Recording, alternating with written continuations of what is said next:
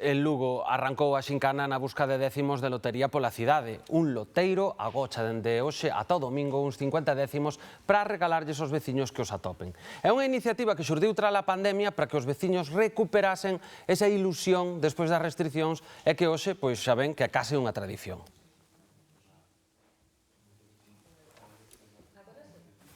Para dar con 2 décimos agochados. En este cruce, en gallego, estoy cerca de un manjar con arroz. Sus 3 cifras suman 12 y esas casas me recuerdan mi infancia. Este ano, os 50 décimos que se agocharán os próximos 5 días estarán repartidos só polo barrio. É fácil porque hai edificios emblemáticos, casas emblemáticas, bares que están pechados que facían unhas tapas increíbles, pois eso tamén nos sirve como pista. O barrio dá moito xogo, é moi fácil colocar os décimos día a día.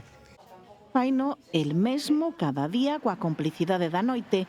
A iniciativa atrae a grandes e pequenos.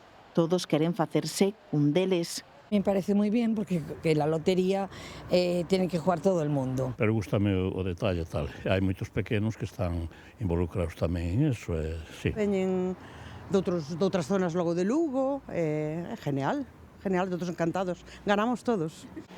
Esta peculiar xincana na busca do décimo do sorteo de Nadal é xa unha tradición na cidade. Todo, o título do soño de María ten o seu, trasfondo, non? Isto empezou na pandemia e María somos todos, é dicir, cando no 20 salíamos á rúa que non podíamos, había restriccións, foi motivador, foi ilusionante, a abuela que se chamaba María, a mai que se chamaba María, María estudiante universitaria que estaba aquí xa a primeira da mañá para conseguir as pistas, María é eso, non? E sobre todo para que teñamos un pouco de memoria onde vimos. Ese toca o gordo. Pois non sería un tema de cartos, sería un tema máis de emotivo, non? O feito de mirarlles os ollos, abrazalos, e saber que os que nos criamos aquí, pois, é un barrio humilde. A busca é intensa, pero en todas as edicións sempre houbo algún boleto que non atoparon.